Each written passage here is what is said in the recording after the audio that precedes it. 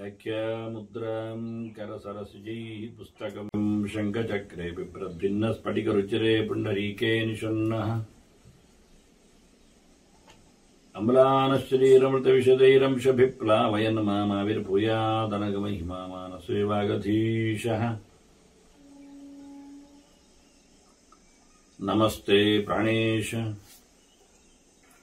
प्रणत विभुवायामनिमगाः नमः स्वामिन् रामप्रियतमनमन् गुरुगुणा नमस्तुभ्यं भीम प्रबलतम कृष्णेष्ट भगवन् नमः श्रीमन्मध्वप्रदिश सुदर्शन्नो जय जय श्रीगुरुभ्यो नमः नारायणं सुरगुरुं जगदेकनाथं भक्तप्रियं सकललोकनमस्कृतं च त्रैगुण्यवर्जितमजं विभुमाद्यमीशं वन्दे भुवक्त्रम् अमरासुरसिद्धवन्तिं नारायणं नमस्कृत्य नरं चैव नरोत्तमं देवीं सरस्वतीं व्यासं ततो जयमुदीरये. ವೇದವ್ಯಾಸುರ ಮಹಾಭಾರತದ ಚಿಂತಕರಿಗೆ ವಂದನೆಗಳು. ಶಾಂತಿ ಪರ್ವದ 60ನೆಯ ಪ್ರವಚನ. ಧರ್ಮರಾಜನ ಧರ್ಮ ವಿಷಯಕ ಪ್ರಶ್ನೆಗಳಿಗೆ ಭೀಷ್ಮರು ಸ್ವಧರ್ಮದಲ್ಲಿ ನೆಲೆಗೊಂಡವನಿಗೆ ವಿಶೇಷವಾದಂತಹ ಶ್ರೇಯಸ್ಸು ಲೋಕಪ್ರಾಪ್ತಿ ಆಗ್ತದೆ ಅಂತ ಚಿಂತನೆಯನ್ನು ಕೊಡುತ್ತಾ ಸ್ವಕರ್ಮ ನಿರತನಾಗಬೇಕು,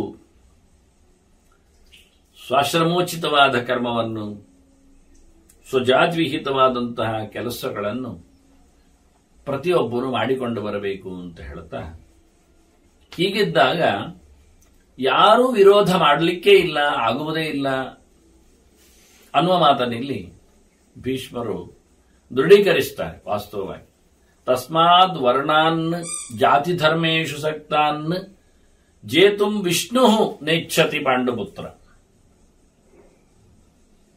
ಒಬ್ಬ ತನಗೆ ಹೇಳಿದ ಧರ್ಮದಲ್ಲಿ ನೆಲೆಗೊಂಡಿದ್ರೆ ಅಂತವನನ್ನು ಭಗವಂತನು ಸಹ ವಿರೋಧಿಸುವುದಿಲ್ಲ, ಹೋರಾಟ ಮಾಡಿ ಅವನನ್ನು ಸೋಲಿಸಲಿಕ್ಕೆ ಸಾಧ್ಯ ಇಲ್ಲ ಅಂತ. ಈ ಬಲಿ ಉದಾಹರಣೆಗೆ ಅವನು ತನ್ನ ಧರ್ಮದಲ್ಲಿ ನೆಲೆಗೊಂಡದ್ದರಿಂದ ಅವನು ದೇವತೆಗಳಿಗೆ ಸೋಲಿಲ್ಲ, ಎಲ್ಲರ ಅಸುರರಂತೆ ಆಚಾರಹೀನನಾಗಿ ತಪ್ಪಾಗಿ ಇರಲಿಲ್ಲ. ಆದ್ರಿಂದಲೇ ದೇವರು ವಾಮನನಾಗಿ ಬಂದಾಗ ಹೇಳಿದ,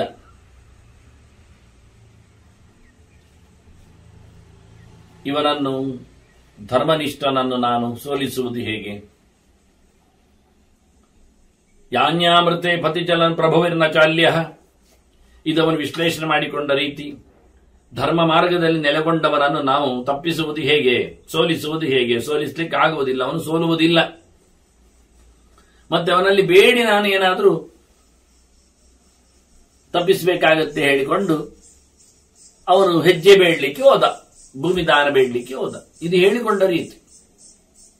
ಆದ್ದರಿಂದ ಅವರವರು ಅವರವರ ವರ್ಣಾಶ್ರಮೋಚಿತ ಧರ್ಮಗಳನ್ನು ಕ್ರಮಬದ್ಧವಾಗಿ ಮಾಡ್ತಾ ಇದ್ರೆ ದೇವರಿಂದಲೂ ವಿರೋಧಿಸಲಿಕ್ಕೆ ಆಗುವುದಿಲ್ಲ, ದೇವರೇ ಅವನನ್ನು ಸುಮ್ಮನೆ ಬಿಡುತ್ತಾರೆ. ಹೀಗೆ ದೇವರ ವ್ಯವಸ್ಥೆ ತಾನೇ ಅದು. ಹೀಗೆ ಭೀಷ್ಮರು ಅವನಿಗೆ ಹೇಳುತ್ತಾರೆ, ಜೇತಂ ವಿಷ್ಣು ನೆಚ್ಛತಿ ಅಂತ ಹೇಳಿ. ಇದು ಸರಿಕಟ್ಟಾಗಿ ಕೆಲವರಿಗೆ ಅರ್ಥ ಆಗದಿಲ್ಲಿಯ ಪಾಠಗಳು ಅಶುದ್ಧತೆಯನ್ನು ಪಡೆದಿವೆ. ಅದಕ್ಕೆ ನಾನು ಉದಾಹರಣೆಯೊಂದಿಗೆ ಅದನ್ನು ಮಾತು ಕೊಡ್ತಾ ತೋರಿಸಿಕೊಟ್ಟೆ. ಈ ಲೋಕದಲ್ಲಿ ಒಂದೊಮ್ಮೆ ಈ ರೀತಿಯಾದಂತಹ ವರ್ಣಾಶ್ರಮ ಧರ್ಮ ವ್ಯವಸ್ಥೆ ಇಲ್ಲದೇ ಇದ್ದರೆ ಯಾವುದೂ ಸಹ ನಡೀತಿರುವುದಿಲ್ಲ ಎನ್ನುವುದಾಗಿ ಭೀಷ್ಮರ ವಾದ. ಆಗತಕ್ಕಂಥ ಯಜ್ಞಯಾಗಗಳಾಗಲಿ, ವೇದದ ಅಧ್ಯಯನಗಳಾಗಲಿ, ದಾನ ಧರ್ಮಗಳಾಗಲಿ, ಇವು ಯಾವುದೂ ಸಹ ಎಲ್ಲಿಯೂ ಸಹ ಏನೂ ಇರ್ತಿರ್ಲಿಲ್ಲ. ಎಲ್ಲದರ ವ್ಯವಸ್ಥೆಗೋಸ್ಕರ ಇದನ್ನು ಲೋಕದಲ್ಲಿ ಮಾಡಿದ್ದು ಅಂತ ಹೇಳಿ, ಲೋಕೇ ಛೇದಂ ಸರ್ವಲೋಕಸ್ಯ ನ ಸ್ಯಾತ್. ಎಲ್ಲಾ ಜೀವಜಾತಗಳಿಗೂ ಈ ಒಂದು ವ್ಯವಸ್ಥಿತವಾದಂತಹ ಧರ್ಮದ ಚೌಕಟ್ಟುಗಳು ಇಲ್ಲದೆ ಹೋಗಿದ್ರೆ, ಚಾತುರ್ವರ್ಣ್ಯಂ ವೇದವಾದಾಶ್ಚ ನ ಸ್ಯುಹು. ಯಾರು ವೇದ ಓದುವುದಿಲ್ಲ, ವೇದದಲ್ಲಿ ಹೇಳಲ್ಪಟ್ಟಂತಹ ಸರ್ವಾಶ್ಚ ಇಜ್ಯಾಹ ಸರ್ವಲೋಕ ಕ್ರಿಯಾಶ್ಚ, ಎಲ್ಲ ಯಜ್ಞಯಾಗಗಳು, ದಾನ ಧರ್ಮಗಳು, ಇಷ್ಟಾಪೂರ್ತಗಳು ಇವೆಲ್ಲವೂ ಸಹ ಸದ್ಯ ಸರ್ವೇ ಆಶ್ರಮಶ್ಚೈವನಸ್ಸು. ಹಾಗಾಗಿ ಈ ಬ್ರಹ್ಮಚರ್ಯಾದಿ ಆಶ್ರಮಗಳಿಗೂ ಸಹ ಕಿಮ್ಮತ್ತಿಲ್ಲ ಆಗಿಬಿಡ್ತದೆ.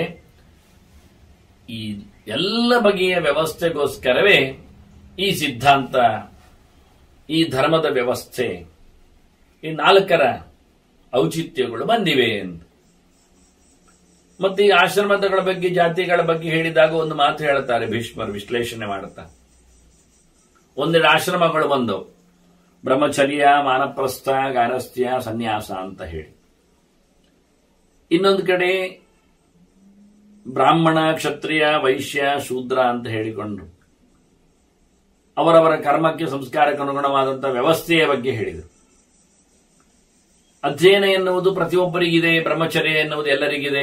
ಅಧ್ಯಯನ ಹೊತ್ತಿನಲ್ಲಿ ಬ್ರಹ್ಮಚರ್ಯ ಆಗಿರುತ್ತದೆ, ಗುರುಕುಲವಾಸ. ಆನಂತರ ಗಾರಸ್ಥ್ಯ, ವಾನಪ್ರಸ್ಥ, ರಾಜರು ಕಾಡಿ ಹೋಗ್ತಾರೆ. ಮತ್ತೆ ಸನ್ಯಾಸಿ, ಸನ್ಯಾಸ ಧರ್ಮ. ಈ ವಿಷಯದಲ್ಲಿ ಮತ್ತೆ ಮಾತ್ರ ಮುಖ್ಯವಾಗಿ ಏನು ಕೇಳಿದರೆ, ನತೈತ ನೈಷ್ಠಿಕಂ ಕರ್ಮ ಪ್ರಾಹು ಆಶ್ರಮವಾಸಿನಾಂ ಹೇಳಿ ಭೀಷ್ಮ ಹೇಳುತ್ತಾನೆ, ಸನ್ಯಾಸ ಕಡ್ಡಾಯ ಅಲ್ಲ ಅಂತ. ಯಾರಿಗೂ ಒಬ್ಬ ಬ್ರಹ್ಮಚಾರಿ ಕಲಿತಾ ಇದ್ದಾನೆ, ಅವನಿಗೆ ಮದುವೆ ಕಡ್ಡಾಯ ಅಲ್ಲ. ಅವನು ಜೀವನ ಪೂರ್ತಿ ಊರ್ಧ್ವರೇತಸ್ಕನಾಗಿ ನೈಷ್ಠಿಕ ಬ್ರಹ್ಮಚಾರಿಯಾಗಿ ಬದುಕಬಹುದು. ಅವನು ಮದುವೆ ಆಗಬೇಕಾಗಿಲ್ಲ, ವಾನಪ್ರಸ್ಥವನ್ನು ಸ್ವೀಕರಿಸಬೇಕಾಗಿಲ್ಲವ. ಅವನು ಗುರುಕುಲದಲ್ಲಿ ಕಲಿತಾನೆ ಇದ್ದಾನೆ, ತಿರುಗ್ತಾನೆ ಇದ್ದಾನೆ, ಗುರುಗಳನ್ನು ಅರಸ್ತಾನೆ ಇದ್ದಾನೆ, ಅಧ್ಯಯನ ಮಾಡ್ತಾನೆ ಇದ್ದಾನೆ.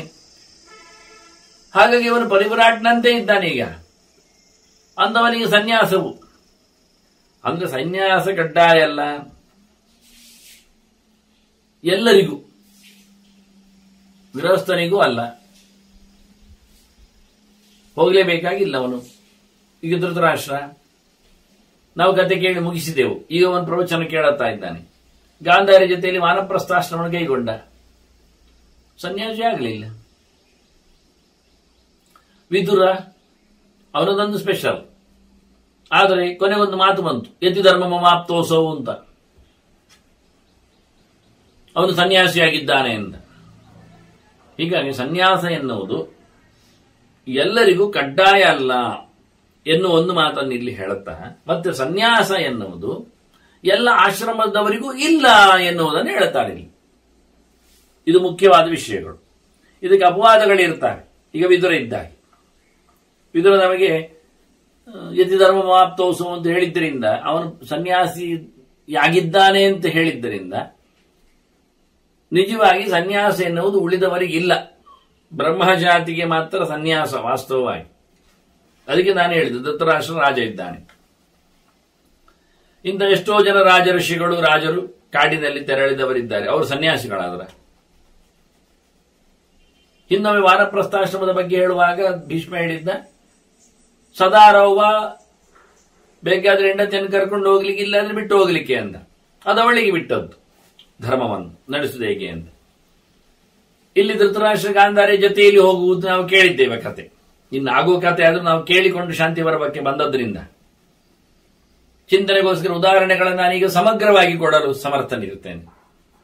ಕೊನೆಗೂ ಶಾಂತಿ ಪರ್ವದ, ಅನುಶಾಸನ ಪರ್ವದ ಎಲ್ಲ ಭೀಷ್ಮನ ಧರ್ಮಜನ ಪ್ರಶ್ನೋತ್ತರಗಳು ಮುಗಿದ ಬಳಿಕವೂ ಮುಗಿದೊಮ್ಮೆ ನಾವು ಸ್ವರ್ಗಾರೋಹಣ ಪರ್ವದ ಕೊನೆಯಲ್ಲಿನ ಮಹಾಭಾರತ ಸಂಪೂರ್ಣ ಮಂಗಳವನ್ನು ಒಂದು ದಿನ ಮಾಡಲಿಕ್ಕೆ ಉಂಟು, ಆಗಬೇಕಾಗಿದೆ, ಮತ್ತು ಬಾಕಿ ಉಳಿದಿದೆ ಹೇಳಿ.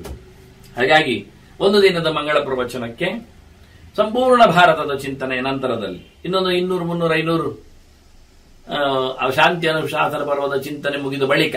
ಯಾಕೆ ಅಷ್ಟು ದೊಡ್ಡ ಲೆಕ್ಕ ಹೇಳಿದೆ ಅಂದ್ರೆ, ನಡುವೆ ವಿಷ್ಣು ಸಹಸ್ರನಾಮ ಬರ್ತದೆ, ಭಗವಂತನ 1000 ರೂಪಗಳ ಬಗ್ಗೆ.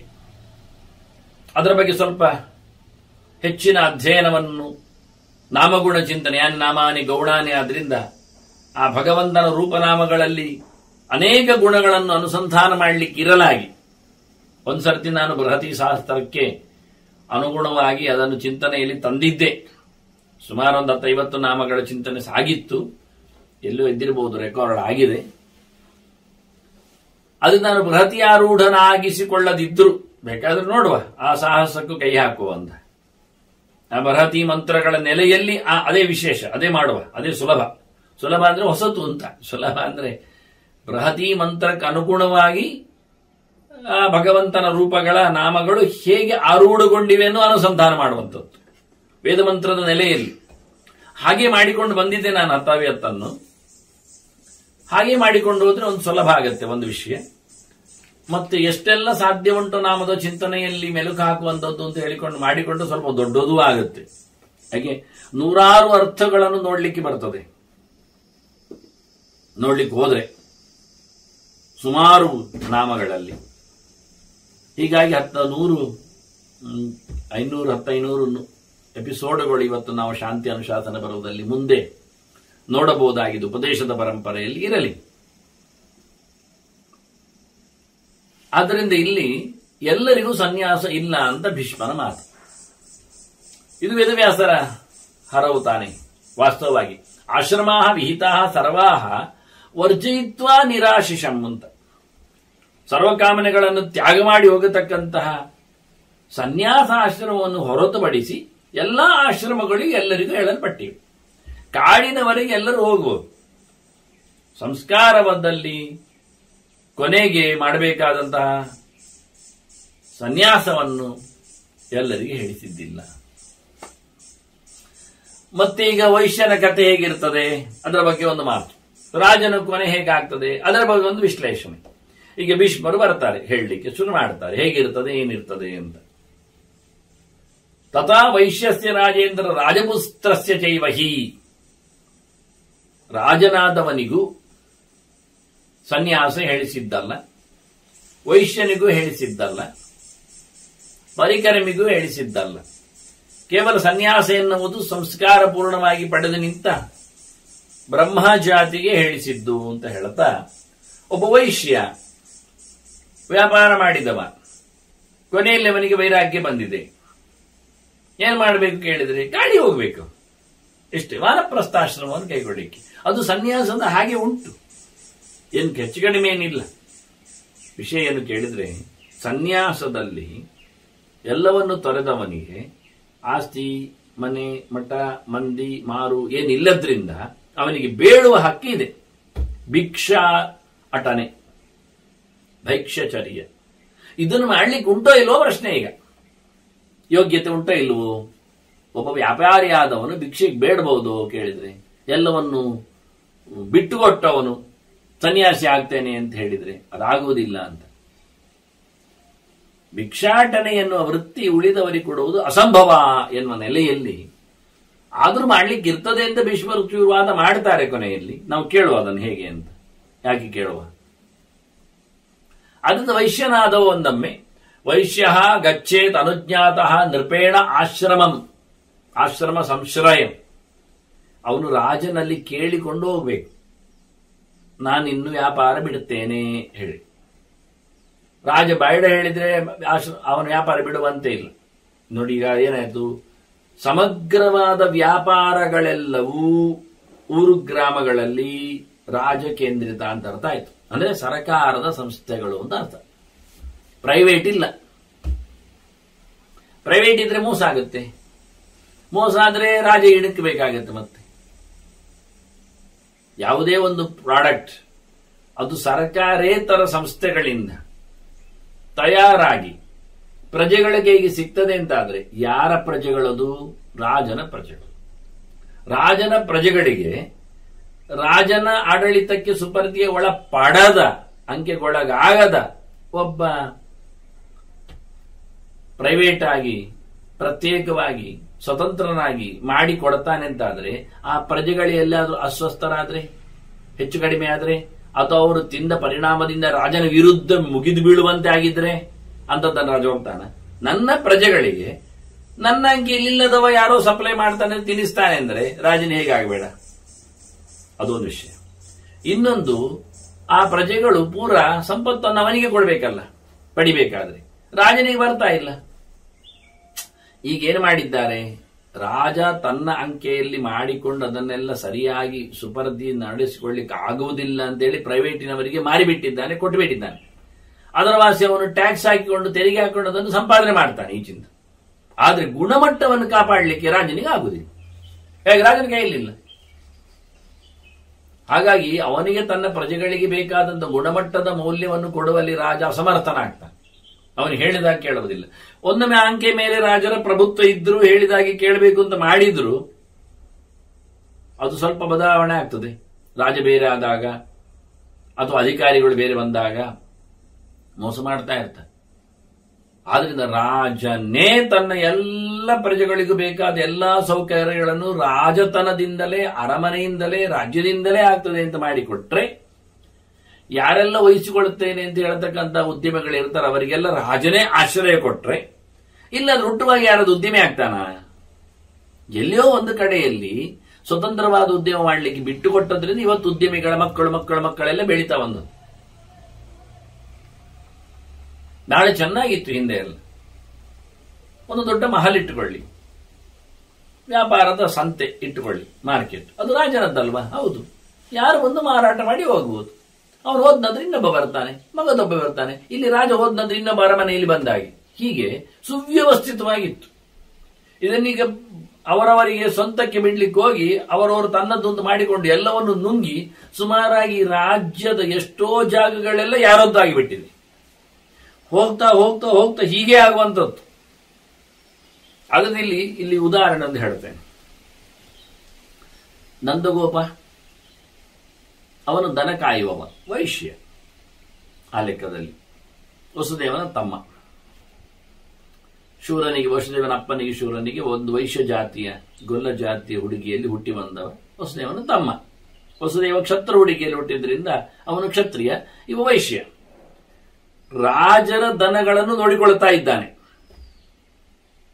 ಆ ದನಗಳಿಂದ ಬಂದಿರತಕ್ಕಂತಹ ಪ್ರೊಡಕ್ಷನ್ಸ್ ಗಳನ್ನು ಮಾರಾಟ ಮಾಡಿ ರಾಜನಿಗೆ ಅವನು ಕಂದಾಯ ಕಪ್ಪವನ್ನು ಕೊಡ್ತಾ ಇದ್ದಾನೆ. ದನಗಳವನದ್ದಲ್ಲ. ಅದರಲ್ಲಿ ಒಂದು ದನವನಿಗೆ ಆಗ್ತದೆ ಅಂತ ಹೇಳಿದ್ದೇವೆ ನಾವು. ಲೆಕ್ಕ 5-6 ದನಗಳಲ್ಲಿ ಒಂದು ಲೆಕ್ಕಾಚಾರ ಅವನಿಗೆ ಅಂತ. ಅವನು ಬೆಳೆಯಿಸ್ತಾ ಒಂದು ವರ್ಷದಲ್ಲಿ 5-6 ದನಗಳು 6-7 ಆಗ್ತವೆ. ಅವನು 2 ಆಗುತ್ತೆ. ಆಗ 10ಕ್ಕೆ 1, 5ಕ್ಕೆ 1ರಂತೆ, 10ಕ್ಕೆ 2ರಂತೆ ತನ್ನ ಪ್ರಾಪರ್ಟಿಯನ್ನು ಬೆಳೆಸಿಕೊಳ್ತಾನೆ ನಂದಗೋಪ. ಆಗ ಇದು ಹೀಗೆ ದನ ಕೊಟ್ಟ ಹಾಗೆ ಇಂಥದ್ದೆಲ್ಲ ಅವಕಾಶಗಳನ್ನು ರಾಜ್ಯದಿಂದ, ರಾಜನಿಂದ ಜನಗಳಿಗೆ ಅವರವರ ಸ್ಕಿಲ್ನ ಮೇಲೆ ಸಿಗ್ತದೆ. ಹೀಗೆ ಮಾಡಿಕೊಂಡಾಗ ಇಡೀ ರಾಜ್ಯಕ್ಕೆ ಪ್ರತಿಯೊಂದು ಕಡೆಯಿಂದಲೂ ಸಪ್ಲೈ ಮೆಟೀರಿಯಲ್ಸ್ ಅವರದ್ದೇ, ಕರ್ಮಾಂಗಗಳು, ತಂತ್ರಾಂಶಗಳು ಜನರದ್ದು, ಮತ್ತೆ ಪುನಃ ಅದರ ವಿತರಣೆ ಅದು ಜನರಿಗೆ ರಾಜತನದಿಂದ. ಇದು ಬಹಳ ಸುಂದರವಾದ ನಮೂನೆ. ಆದ್ರಿಂದ ನಂದಗೋಪ ಒಂದೊಮ್ಮೆ ನಾನು ಇನ್ನು ದನದ ಕೆಲಸ ಮಾಡುವುದಿಲ್ಲ ಅಂತ ಹೇಳಿ ನಾನು ಕಾಡಾಡಿ ಆಗ್ತೇನೆ ಅಂತ ಹೇಳಿ ಬಿಡಬೇಕು ಅಂತಾದ್ರೆ ರಾಜನಲ್ಲಿ ಕೇಳಬೇಕು. ಇನ್ನು ನಾನಿಲ್ಲ ಅಂತ ಅವನು ರಾಜ ಇನ್ನೊಬ್ಬರಿಗೆ ಕೊಡಿಸ್ತಾನೆ, ವಹಿಸ್ತಾನೆ. ರಾಜ ನೋಡ್ತಾನೆ ಎಷ್ಟು ಸಮಯದ ನಂತರ ನೀನು ಬೇಡ ಆಗ್ತಾನೆ, 1-2 ವರ್ಷ ನೀನು ಮುಂದುವರಿಸಿ ನೋಡು, ನಾನು ಜನ ಇಬ್ಬರನ್ನು ಮಾಡುತ್ತೇನೆ, ನಿನಗೆ ಸಾಮರ್ಥ್ಯ ಉಂಟು ಈಗ, ಆದ್ರಿಂದ ಮುಂದುವರಿಸು ಮತ್ತೆ ಹೇಳುತ್ತೇನೆ ಅಂತ. ಹೀಗೆ ರಾಜ ಕೇಳದೆ ಏಕಾಏಕಿಯಾಗಿ ಕೈಕೊಟ್ಟು ಹೋಗ್ಲಿಕ್ಕಿಲ್ಲ.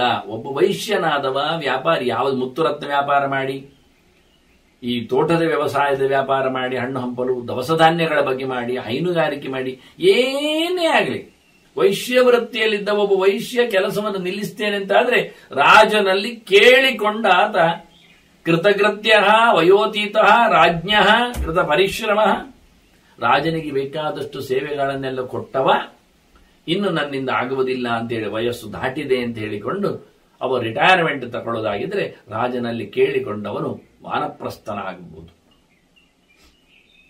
ಅದಕ್ಕೆ ಬೇಕಾದ ವ್ಯವಸ್ಥೆಯನ್ನು ಇನ್ನು ಕಾಡು ಅಂದ್ರೆ ರಾಜನದ್ದೇ ಕಾಡು, ಅಲ್ಲೇ ಆಶ್ರಮ ಮಾಡಿಕೊಂಡು ಅಲ್ಲೇ ಇದ್ದುಕೊಳ್ಳುತ್ತಾನೆ, ಮುಂದುವರಿತಾನೆ, ಫಲಮೂಲ ಆಶ್ರಮ ಆಗಿಕೊಂಡು ವ್ಯಾಪಾರ ವ್ಯವಹಾರಗಳೆಲ್ಲ ಬಿಟ್ಟಿರ್ತಾನೆ. ಹೀಗೆ ಮಾಡಲಿಕ್ಕೆ ವೈಶ್ಯನಿಗೆ ಅಧಿಕಾರ ಇದೆ. ಸಾಯವರೆಗೂ ವ್ಯಾಪಾರ ಮಾಡಿಕೊಂಡೇ ಸಾಯಬೇಕು ಅಂತ ಇಲ್ಲ. ಅವನು ಅರಣ್ಯ ವಾಸ ಮಾಡಿ ಭಗವತ್ ಚಿಂತನೆ ಮಾಡಿಕೊಂಡು ತನ್ನ ದೇಹವನ್ನು ಸವೆಸಲಿಕ್ಕೆ ಉಂಟು. ಈಗ ವೈಶ್ಯನಾದವ ಕ್ಷತ್ರಿಯನಲ್ಲಿ ಕೇಳಿ ಹೋಗಬೇಕು. ಕ್ಷತ್ರಿಯನಾದವ ಹೋಗ್ಲಿಕ್ಕೆ ಧೃತರಾಷ್ಟ್ರ ಅವತ್ತು ಹೋಗುವಾಗ ನಾವು ಕೇಳಿದ್ದು ಗೊತ್ತು ನಮಗೆ. ಊರಿನಲ್ಲೆಲ್ಲ ಕೇಳಿಕೊಂಡು ಹೋಗಿದ್ದಾನೆ. ಕೊನೆಗೆ ಅವನ ಅಪ್ಪ ಬಂದು ವೇದವ್ಯಾಸರು ಬಂದು ಎಲ್ಲ ವ್ಯವಸ್ಥೆ ಮಾಡಿದ್ದೆಲ್ಲ ನಾವು ಕೇಳಿದ್ದೇವೆ. ಆಶ್ರಮವಾಸಿಕೆ ಪರ್ವ ಪೂರ ನಮಗೆ ಗೊತ್ತು ಹೇಗಿರ್ತದೆ ಅಂತ. ಅಂದ್ರೆ ಈ ಪಿಕ್ಚರ್ ಕೊಟ್ಟವ ಭೀಷ್ಮ ಮೊದಲಿಗೆ.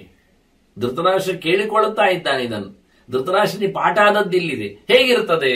ಒಬ್ಬ ಕ್ಷತ್ರಿಯನಾದವನಿಗೆ ಅರಸೊತ್ತಿಗೆ ಬೇಡ ಅಂತ ಕಂಡಾಗ ಅವನಲ್ಲಿಂದ ಹೊರಡಬೇಕು ಅಂತಾದ್ರೆ ಯಾವಾಗ ಹೇಗೆ ಹೊರಡಬಹುದು ಅನ್ನುವ ಒಂದು ಟ್ರೂ ಪಿಕ್ಚರ್ ಬಹಳ ಚೆನ್ನಾಗಿ. ಪಾಲಯಿತ್ವ ಪ್ರಜಾಹ ಸರ್ವಾಹ ಧರ್ಮೇಣ ವದತಾಂವರ. ಮುಖ್ಯವಾಗಿ ಅವನ ಪಾಲಿಸಿಯನ್ನು ಕೇಳಿದರೆ ಶುದ್ಧವಾಗಿ ಪ್ರಜೆಗಳನ್ನು ಅವನು ನೋಡಿಕೊಂಡಿರಬೇಕು, ಧರ್ಮದ ನೆಲೆಯಲ್ಲಿ ನೋಡಿಕೊಂಡಿರಬೇಕು. ಆಗ ಅವನಿಗೆ ಕೆಲಸದಿಂದ ಈಗ ತಪ್ಪಿಸಿಕೊಂಡಾಗ ಆಗಲಿಲ್ಲ, ಅಲ್ಲಿಂದ ಹೋಗ್ಬೋದು. ಈಗ ಪಲಾಯನವಾದ ಅಲ್ಲ, ಒಳ್ಳೆ ಕೆಲಸ ಮಾಡಿದ್ದಾನೆ, ಹೋಗ್ಬೋದು. ಈಗ ಅದರಲ್ಲಿ ಎಂತದ್ದು? ವೇದಾನಧೀತ್ಯ ಧರ್ಮೇಣ ರಾಜಶಾಸ್ತ್ರಾಣಿ ಚ ಅನಘ ಸಂತಾನಾದೀನಿ ಕರ್ಮಾಣಿ ಕೃತ್ವ ಸೋಮಂ ನಿಷೇವ್ಯ ಚ. ಚೆನ್ನಾಗಿ ವೇದ ಎಲ್ಲ ಓದಿಕೊಂಡಿರಬೇಕವನು, ಅಧ್ಯಯನ ಎಲ್ಲ ಮುಗೀತು ಅಂತ ಆಗ್ಬೇಕು ಅವನಿಗೆ. ಆ ಬಳಿಕ ಒಳ್ಳೆ ರಾಜಶಾಸ್ತ್ರಗಳನ್ನೆಲ್ಲ ಕಲಿಬೇಕವನು, ಯುದ್ಧಶಾಸ್ತ್ರಗಳನ್ನೆಲ್ಲ ತಿಳ್ಕೊಳ್ಳಬೇಕು, ಷಡ್ಕರ್ಮಗಳೆಲ್ಲ ಅರಿತಿರಬೇಕು, ಅಷ್ಟಾಂಗಗಳ ಲಕ್ಷಣ ಗೊತ್ತಾಗಬೇಕು, ಮಂತ್ರಿ ಧರ್ಮ, ರಾಜಧರ್ಮ, ಅಮಾತ್ಯ ಧರ್ಮ, ಸೇವಕ ಧರ್ಮ ಇವನ್ನೆಲ್ಲ, ರಾಣಿ ಧರ್ಮ, ರಾಜಪುತ್ರ ಧರ್ಮ ಇವನ್ನೆಲ್ಲ, ನೀತಿಶಾಸ್ತ್ರಗಳನ್ನು, ರಾಜಶಾಸ್ತ್ರಗಳನ್ನು ತಿಳ್ಕೊಂಡು ಪೊಲಿಟಿಕ್ಸ್ ಚೆನ್ನಾಗಿ ಅಭ್ಯಾಸ ಮಾಡಿಕೊಂಡು ಮತ್ತೆ ಮಕ್ಕಳನ್ನೆಲ್ಲ ಪಡೆದುಕೊಂಡು ಸಂತಾನಾದೀನಿ ಕರ್ಮಾಣಿ ಕೃತ್ವ, ಮಕ್ಕಳನ್ನು ಬೆಳೆಸುವುದು, ಅವರಿಗೆ ಯೋಗ್ಯ ಶಿಕ್ಷಣ ಕೊಡುವಂಥದ್ದು, ಅವರನ್ನು ರಾಜರನ್ನಾಗಿಸಿಕೊಳ್ಳಿಕ್ಕೆ ರಾಜಪುತ್ರರನ್ನು ತಯಾರು ಮಾಡುವಂಥದ್ದು, ಗುರುಕುಲದಲ್ಲಿ ಅವರನ್ನು ಅಧ್ಯಯನ ಮಾಡಿಸಿ ವೇದೋಪವೇದಗಳ ಚಿಂತನೆಯನ್ನು ಕೊಡಿಸುವಂಥ ಇದನ್ನೆಲ್ಲ ಮಾಡಿ ಸೋಮಂ ನಿಷೇವೇಚ, ಮತ್ತೆ ಸೋಮಯಾಗಾದಿಗಳನ್ನೆಲ್ಲ ಮಾಡಿಸಿಕೊಂಡು ದೊಡ್ಡ ದೊಡ್ಡ ಯಾಗಗಳು. ಅದು ಮಾತ್ರ ಅಲ್ಲ, ಇನ್ನು ಯಾಗ ರಾಜಸೂಯ ಅಶ್ವಮೇಧಾದೀನ್ ಅಂತಾರೆ. ರಾಜಸೂಯ ಯಾಗ, ಅಶ್ವಮೇಧ ಯಾಗ ಇವನ್ನೆಲ್ಲ ಬಹಳ ಚೆನ್ನಾಗಿ ಮಾಡಿಕೊಂಡು ಅನ್ಯಾರ್ಚೈವತ ದೈವಚ, ಇನ್ನೂ ಕೆಲವು ಯಾಗಗಳನ್ನೆಲ್ಲ, ಇಷ್ಟು ಮಾತ್ರ ಅನೇಕ ಯಾಗಗಳನ್ನು ಮಾಡಿಸಿಕೊಂಡು ದೇವತೆಗಳ ಸಮಾರಾಧನೆಯನ್ನು ಬಹಳ ಚೆನ್ನಾಗಿ ನಡೆಸಿಕೊಟ್ಟು ಅನೈತ್ವ ಯಥಾನ್ಯಾಯಂ ವಿಪ್ರೇಭ್ಯ ದತ್ತ ದಕ್ಷಿಣ, ಬೇಕಾದಂತಹ ದಕ್ಷಿಣೆಗಳನ್ನು ದಾನಗಳನ್ನು ಹೇಗೆ ಬೇಕು ಹಾಗೆ ಜ್ಞಾನಿಗಳಿಗೆಲ್ಲ ಕರುಣಿಸಿಕೊಟ್ಟವನು. ಇಷ್ಟೆಲ್ಲ ಆಗುವಾಗ ಅವನಿಗೆ ಬೇಕಾದಷ್ಟು ಬೊಕ್ಕಸುಗಳು ಬೇರೆದಿರಬೇಕು, ದೊಡ್ಡವನಾಗಿರಬೇಕು, ಒಳ್ಳೆ ಪಾಪ್ಯುಲಾರಿಟಿ ಬಂದಿರಬೇಕು, ಪ್ರಜಾಪಾಲನೆಯಲ್ಲಿ ಅವನ ತತ್ಪರನಾಗಿರಬೇಕು. ಇನ್ನು ಸಂಗ್ರಾಮೆ ವಿಜಯಂ ಪ್ರಾಪ್ಯ ತಥಾ ಅಲ್ಪಂ ವಾ ಯದಿವಾ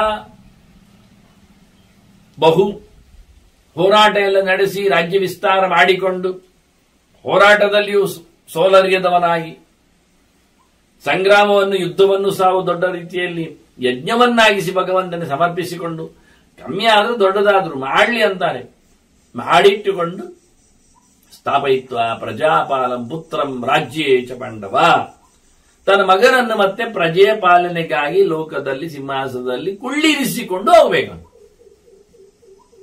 ಮಕ್ಕಳಿಲ್ಲದೆ ತಪ್ಪಿಸಿಕೊಂಡು ಅರಸೊತ್ತಿಗೆಯಿಂದ ಓಡಾಡುವಂತೆ ಇಲ್ಲಿವ. ಮಕ್ಕಳಿಲ್ಲ, ಕುಳ್ಳಿರಿಸುವುದು ಹೇಗೆ? ಇವನಿಗೆ ವರ್ಷ ಆಗಿದೆ, ವಾನಪ್ರಸ್ಥ ಅನಿಸ್ಬೇಕು ಅಂತ ಇಷ್ಟ ಉಂಟು, ಎಂತ ಮಾಡುವ ಅಂದ್ರೆ ಅದಕ್ಕೆ ಹೇಳುತ್ತಾರೆ ಅನ್ಯಗೋತ್ರಂ ಪ್ರಶಸ್ತಂವ ಕ್ಷತ್ರಿಯಂ ಕ್ಷತ್ರಿಯರ್ಷಭ. ತನ್ನ ವ್ಯವಸ್ಥೆಯಲ್ಲಿ ಸುಪರತಿಯಲ್ಲಿ ಇಲ್ಲ ಅಂತ ಆಗಿದ್ರೆ, ತನ್ನಿಗೆ ತನ್ನ ಅಣ್ಣ ತಮ್ಮಂದಿರಿಗೆ ಅಂತೂ ಹತ್ತಿರದಲ್ಲಿ ತನ್ನ ಸಂಬಂಧಿಗಳಲ್ಲಿ ಮಕ್ಕಳಿಲ್ಲ ಅಂತ ಆದ್ರೆ ಅನ್ಯಗೋತ್ರಂ ಅಂತಾರೆ. ಬೇರೆ ಜನರನ್ನು ಸಹ, ಕ್ಷತ್ರಿಯರಲ್ಲಿ ಬೇರೆ ಕುಲದವರನ್ನು ಸಹ ಇಡಬಹುದು. ಒಟ್ಟಾರೆ ಇನ್ನೊಬ್ಬ ಕ್ಷತ್ರಿಯನೇ ಬೇಕು. ಅನ್ಯಗೋತ್ರಂ ಪ್ರಶಸ್ತಂವ ಕ್ಷತ್ರಿಯಂ. ಮತ್ತೆ ಕ್ಷತ್ರಿಯ ಗೋತ್ರಕ್ಕಿಂತಲೂ ಆಚೆ ಒಬ್ಬ ಕುಳ್ಳಿರಿಸಬಹುದಾ ಅಂದ್ರೆ ನಿಜವಾಗಿ ಕುಳ್ಳಿರಿಸಲಿಕ್ಕೆ ಆಗುವುದಿಲ್ಲ. ಅವರವರ ಧರ್ಮ ಮಾಡಬೇಕಲ್ಲ. ಹಾಗಾಗಿ ಬೇರೆಯೊಬ್ಬನಿಂದ ತನ್ನಲ್ಲಿ ಮಗುವನ್ನು ಪಡೆದು ಮಾಡಲಿಕ್ಕೆ ಬರ್ತದೆ, ನಿಯೋಗದಿಂದ. ಅದು ಸತ್ಯ. ಒಟ್ಟಾರೆ ಒಳ್ಳೆಯೂ ಬೇಕು. ಯಾರೊಬ್ಬನನ್ನು, ಈಗ ತನ್ನಲ್ಲೇ ಇದ್ದಾನೆ ಮಕ್ಕಳು ಅಯೋಗ್ಯರಿದ್ದಾರೆ, ಮಾಡ್ಲಿಕ್ಕಿಲ್ಲ, ಬೇರೊಬ್ಬರನ್ನು ಯೋಗ್ಯರನ್ನು ಮಾಡಲಿ. ಅಂತೂ ಯೋಗ್ಯರನ್ನು ಪ್ರಜಾಪಾಲನೆಯನ್ನು ಕುಳ್ಳಿರಿಸಿ ಅರ್ಚಯಿತ್ವ ಪಿತೃನ್ನು ಶ್ರಾದ್ದೈ ಪಿತೃಯಜ್ಞೈ ಯಥಾವಿಧಿ ದೇವಾನ್ ಯಜ್ಞೈ ಋಷೀನ್ ವೇದೈ ತರ್ಪಯಿತ್ವ ತು ಯತ್ನತಃ. ಅವನಿಗೆಲ್ಲ ಪಂಚಯಜ್ಞಗಳನ್ನು ಚೆನ್ನಾಗಿ ನಡೆಸಿರಬೇಕು, ಪಿತೃಯಜ್ಞಗಳನ್ನೆಲ್ಲ ಮಾಡಬೇಕು. ಆದ್ರಿಂದ ಧೃತರಾಷ್ಟ್ರ ಹೋಗುವಾಗ ಶ್ರಾದ್ದ ಎಲ್ಲ ಮಾಡ್ತೇನೆ ದುಡ್ಡು ಕೊಡಿ ಅಂತ ಕೇಳಿದ್ದಲ್ವಾ? ನಮಗೊತ್ತುಂಟು ಕತೆ ಅದು. ಆಶ್ರಮಕ್ಕೆ ತೆರಳಿದಾಗ ಇದನ್ನೆಲ್ಲ ಭೀಷ್ಮ ಹೇಳಿದ್ದನ್ನು ಕರಿ ನೆನಪಿಟ್ಟುಕೊಂಡಿದ್ದಾನೆ ಅವನು ಮಾಡುವಲಿಕ್ಕೆ. ಪಿತೃಯಜ್ಞ ಮಾಡಬೇಕು, ದೇವಯಜ್ಞ ಮಾಡಬೇಕು, ಅತಿಥಿ ಯಜ್ಞ ಮಾಡಬೇಕು, ಋಷಿಯಜ್ಞ ಆಗಬೇಕು. ಋಷಿಯಜ್ಞ ಅಂದ್ರೆ ಓದುವುದು, ಮತ್ತೇನಿಲ್ಲ. ಚೆನ್ನಾಗಿ ಓದಿಕೊಂಡು ಕಲಿತುಕೊಂಡು ಋಷಿರಣ ಪರಿಹಾರ ಮಾಡಿಕೊಂಡು ಪಿತೃಗಳಿಗೆ ಕಾಲ ಕಣಗೊಂಡ ಶ್ರಾದ್ದ ತರ್ಪಣ ಪಿಂಡದಾನಾದಿಗಳನ್ನು ನಡೆಸಿಕೊಂಡು ಅದರಿಂದ ಋಣ ಪರಿಹಾರ ಆಗಿಕೊಂಡು ದೇವತೆಗಳನ್ನು ಸಹ ಕಾಲಕಾಲಕ್ಕೆ ಬಹುಬಗೆಯ ಯಜ್ಞಗಳಿಂದ ಆರಾಧನೆ ಮಾಡಿಕೊಂಡು ಅಂತಕಾಲೇತು ಸಂಪ್ರಾಪ್ತೆ ಯೈಚ್ಛೇದ್ ಆಶ್ರಮಾಂತರಂ ಸೋನು ಪೂರ್ವಿ ಆಶ್ರಮಾನ್ ರಾಜನ್ ಗತ್ವಾ ಸಿದ್ಧಿ ಮಮಾಪ್ನಿಯಾತ್. ಹಾಗೆ ಕೊನೆ ಹೊತ್ತಿನಲ್ಲಿ ಅವನಿಗೆ ಬೇರೆ ಆಶ್ರಮವನ್ನು ಪಡಿಬೇಕು ಅಂತ ಆಸೆ ಆದರೆ ಹೋಗ್ಲೇಬೇಕು, ನಿರ್ಬಂಧ ಮಾಡಲಿಲ್ಲ. ಆಸೆ ಆದರೆ ಅವನು ವಾನಪ್ರಸ್ಥನಾಗಬಹುದು, ಕಾಡಿಗೆ ತೆರಳಬಹುದು. ಅದರಲ್ಲಿಯೂ ಕ್ರಮಬದ್ಧವಾಗಿ ಅವನು ಒಂದೊಂದೇ ತ್ಯಾಗ ಮಾಡುತ್ತಾ ಕೂತ್ಕೊಳ್ಬಹುದು. ಈಗ ಸನ್ಯಾಸದಲ್ಲಿ ಸುಮಾರು ಬಗೆ ಉಂಟು. ಭಿಕ್ಷೆ ಕೇಳಬೇಕೆನ್ನೋ ನಿರ್ಬಂಧ ಇಲ್ಲ. ಮತ್ತೆ ಅದರಲ್ಲಿ ಕುಟೀಚಕ, ಬಹುದಕ, ಹಂಸ, ಪರಮಹಂಸ ಅಂತೆಲ್ಲ ವೆರೈಟಿ. ಹಂಸ ಅಂದ್ರೆ ತಿರುಗಲಿಕ್ಕೆ ಶುರು ಮಾಡಿದ್ದಾನೆ, ತಿರುಗದೆ ಜಾಸ್ತಿ ತಿರುಗದೆ ಕುಟೀಚಕ ಆಗುವುದು ಮೊದಲೇಂತು. ಇದು ಒಂದು ರೀತಿಯ ವಾನಪ್ರಸ್ಥದ ಡೆಡ್ ಎಂಡ್, ಸನ್ಯಾಸದ ಆರಂಭವೂ ಹೌದು. ಹೆಂಡತಿಯ ಜೊತೆಯಲ್ಲಿ ಆದ ವಾನಪ್ರಸ್ಥ ಮಾಡಿದವ ಮನೆಯಲ್ಲೇ ಕೂತಿರ್ತಾನೆ, ಅಂದ್ರೆ ಆಶ್ರಮದಲ್ಲೇ ಕೂತಿರ್ತಾನೆ, ಗುಡಿಸಲಲ್ಲೇ, ಮತ್ತೆಲ್ಲಿ ಹೋಗುವುದಿಲ್ಲ. ಅವಳು ಮಾಡಿದ ಅಡುಗೆ, ಅಲ್ಲಿ ಮಾಡಿದ ಅಡುಗೆ ಅಷ್ಟೇ, ಮೂಲ ಫಲಾಶನಗಳು ಒಂದೇ ಗುಡಿಸಲಲ್ಲಿ ಕೂತು ತಿಂತಾ ಇರುವುದು. ಇನ್ನು ಬಹುದಕ ಅಂತ ಒಂದುಂಟು, 10 ಕಡೆಯಲ್ಲಿ ಹೋಗಿ ನೀರು ಕುಡಿಯುವುದು, ತಿನ್ನುವುದು. ಇದು ಭಿಕ್ಷಾಟನೆ ಆಯ್ತು. ಈಗ 10 ಮನೆಗೆ, 10 ಅಂದ್ರೆ ಅಷ್ಟೇ, 6 ಮನೆ 7 ಮನೆ ಅಲ್ಲ ಸನ್ಯಾಸಿಗೆ ಹೇಳಿದ್ದು. ತ್ರಿಪಂಚ ಸಪ್ತ ಸದ್ಮಾನಿ ಗಚ್ಚೇತ್ ನಾತಿವ್ರಜೇತ್ ಯತಿ ಅಂತ. ಆದ್ರೆ ಇವನು ಯತಿ ಧರ್ಮದ ಪ್ರೀಸ್ಟೇಜ್ ಅಲ್ಲಿ ಇದ್ದಾನೆ. ಇವ ಹೆಂಡತಿ ಇಲ್ಲ ಆಗಿದೆ ಇಟ್ಟುಕೊಳ್ಳುವ, ಬದುಕಬೇಕವನು, ಅರಣ್ಯವಾಸ ಮಾಡ್ತಾ ಇದ್ದಾನೆ. ಅಂತವನಿಗೆ ಮನೆಯಲ್ಲಿ ಮಾಡಿಕೊಳ್ಳಿಕ್ಕೆ ಬರುವುದಿಲ್ಲ. ಇಲ್ಲಿ ಆದ್ರೆ ಏನಾಯ್ತು, ಧೃತರಾಷ್ಟ್ರನಿಗೆ ಗಾಂಧಾರಿ ಕುಂತಿ ಇದ್ರು ಸೇವೆ ಮಾಡಿಕೊಂಡು. ಆದ್ರಿಂದ ಬಂದ ಧೃತರಾಷ್ಟ್ರಾದಿಗಳಿಗೆ ಅವ ಆಶ್ರಮದಲ್ಲಿದ್ದಾಗ ನೋಡ್ಲಿಕ್ಕೆ ಬಂದಾಗ ನಮ್ಮ ಪದ್ಧತಿಯಂತೆ ಫಲಮೂಲಾಶನ ಮಾಡ್ಲಿಕ್ಕೆ ಇವತ್ತು ಹೇಳಿ ಹಣ್ಣು ಹಂಪಲು ಕೊಟ್ಟವ. ಒಂದು ದಿನ ಪಾಂಡವರು ಹಣ್ಣು ಹಂಪಲಲ್ಲೇ ಕೂತ್ರು, ಬದುಕಿದ್ರು. ನಾಳೆಯಿಂದ ಮತ್ತೆ ಅತಿಥಿಗಳ ಸತ್ಕಾರ ಹೇಳಿ ಹಣ್ಣು ಹಂಪಲೆಲ್ಲ ಬೇಡ, ಕಾಡು ಪೂರ ಬೋಳ ಆಗ್ತದೆ. ಈಗ ಸುಮಾರು ಜನ ಬಂದಿದ್ದಾರೆ ಧೃತರಾಷ್ಟ್ರ ನೋಡ್ಲಿಕ್ಕೆ, ಊರವರೆಲ್ಲ, ಸೈನ್ಯ ಎಲ್ಲ ಬಂದಿದೆ. ಅದರಿಂದ ಮರುದಿನದಿಂದ ಅವರವರ ಅಡಿಗೆ ಮಾಡಿಕೊಂಡು ತಿನ್ಲಿಕ್ಕೆ ಶುರು ಮಾಡಿದ್ರು. ಬರುವಾಗ ತಂದಿದ್ದಾರೆ ಹೆಡಿಗೆ. ಹೀಗೆ ರಾಜಋಷಿಗಲ್ಲ, ಈಗ ವನವಾಸಕ್ಕೆ ತೆರಳಿದವ ಅವನೇ ಅಡಿಗೆ, ಅವನ ಹೆಂಡತಿ ಇದ್ರೆ ಅಲ್ಲಿ ಆಗತ್ತೆ. ಈಗ ಅದು ಇಲ್ಲ ಅಂತಾದ್ರೆ 4 ಜನರಲ್ಲಿ ಕೇಳಬೇಕಾಗತ್ತೆ. ಅವ ಕೇಳಬಹುದು ಅಂತಾರೆ. ರಾಜಋಷಿತ್ವೇನ ರಾಜೇಂದ್ರ ಭೈಕ್ಷಚರ್ಯಂ ನ ಸೇವಯ ಅಪೇತ ಗೃಹ ಧರ್ಮಾಯ ಚರೇದು ಜೀವಿತ ಕಾಮ್ಯೆ. ಅವ ಗೃಹಸ್ಥ ಧರ್ಮವನ್ನು ಬಿಟ್ಟದ್ದರಿಂದ, ವಾನಪ್ರಸ್ಥನಾದದ್ದರಿಂದ, ವಾನಪ್ರಸ್ಥದಲ್ಲಿಯೂ ಈಗ ಊಟ ಮಾಡಲಿಕ್ಕೆ ಹೇಳಿ ಮಾಡಿಕೊಡ್ಲಿಕ್ಕೆ ಇಲ್ಲದೆ ಇರುವುದರಿಂದ, ಊಟ ಅಡುಗೆ ಮಾಡಬೇಕು ಅಂತಿಲ್ಲ, ಹಣ್ಣು ಹಂಪಲನ್ನೇ ತಿನ್ನುವುದು. ಆದ್ರೂ ಒಂದೊಮ್ಮೆ ಆತ ಇನ್ನೊಬ್ಬರ ಮನೆಗೆ ಹೋಗಬಹುದು, ಅತ್ತ ಇತ್ತ ಸಂಚಾರ ಮಾಡಲಿಕ್ಕೆ. ಅಲ್ಲಿ ಮನೆ ಅಲ್ಲ, ಕಾಡಿಯಿಂದ ಹೊರಗೆ ಬಂದಾಗ ಕೇಳಿ ಪಡಿಲಿಕ್ಕೆ ಆಗ್ತದೆ. ಅವನು ರಾಜ ಋಷಿ ಆದ್ರಿಂದ ರಾಜ ಹೋಗಿಗೆ ಋಷಿಯಾಗಿದ್ದಾನೆ, ರಾಜನೇ ಇದ್ದಾನೆ, ಅರಣ್ಯಕ್ಕೆ ಚಿಂತನೆಯಲ್ಲಿ ಕೂತಿದ್ದಾನೆ. ಅಂತವನಿಗೆ ಭೈಕ್ಷ್ಯ ಆಗ್ತದೆ, ಬದುಕಲು ಸುಗ ಮಾತ್ರ, ಕೂಡಿಡ್ಲಿಕ್ಕೆಲ್ಲ ಅಲ್ಲ. ಮತ್ತೆ ರಾಜನಾದ್ದರಿಂದ ಅವನು ಇತರ ಧರ್ಮ ಏನ್ ಮಾಡುವುದು, ಪಾಠ ಮಾಡಿಕೊಂಡು ಕೂತ್ಕೊಳ್ಳಿಕ್ಕೆ ಆಗುವುದಿಲ್ಲ, ಅದನ್ನು ಹೇಳಿಸಿದ ಧರ್ಮವಲ್ಲ. ಕೃಷಿ ವಾಣಿಜ್ಯ ಎಲ್ಲ ಕಾಡಿನಲ್ಲಿ ನಡೆಯುವುದಿಲ್ಲ. ಇನ್ನು ಪರಿಕರ್ಮ ಮಾಡಬಹುದು, ಯಾರದ್ದೋ ಸೇವೆ ಮಾಡುವುದು ರಾಜನಿಗೆ ಹೇಳಿಸಿದ್ದಲ್ಲ, ಅದು ಕೆಳಧರ್ಮವನು. ಆದ್ರಿಂದ ನಸೇವೆಯ, ಅವನು ಬದುಕಲಿಕ್ಕೋಸ್ಕರ ಯಾರದ್ದೋ ಪರಿಚರ್ಯ ಮಾಡಿ ಅವರು ಕೊಟ್ಟ ಸಂಪಾದನೆಯಲ್ಲಿ, ದುಡ್ಡಿನಲ್ಲಿ ಅವರು ಕೊಟ್ಟದ್ರಲ್ಲಿ ತಿನ್ನುವುದಲ್ಲ. ಮತ್ತೆ ಇವನು ಬೇಡಿ ತಿನ್ಲಿಕ್ಕೆ ಬರ್ತದೆ. ನಿಜವಾಗಿ ರಾಜನಿಗೆ ಬೇಡಲಿಕ್ಕಿಲ್ಲ. ಅಂದ್ರೆ ಈ ವಿಷಯ ರಾಜರಿಗೆ ಬೇಡಲಿಕ್ಕೆ ಬರ್ತದೆ ಎನ್ನುವಂಥದ್ದನ್ನು ಇಲ್ಲಿ ಭೀಷ್ಮಯ್ಯನು ಸಹಜವಾಗಿ ಧರ್ಮ ಚಿಂತನೆಯಲ್ಲಿ ಕೊಡ್ತಾ ಇದ್ದಾನೆ. ಇದನ್ನು ಒಂದು ಕಡೆಯಲ್ಲಿ ಮೂದಲಿಕೆಯಲ್ಲಿ ಹೇಳಿದ್ದಾನವನು.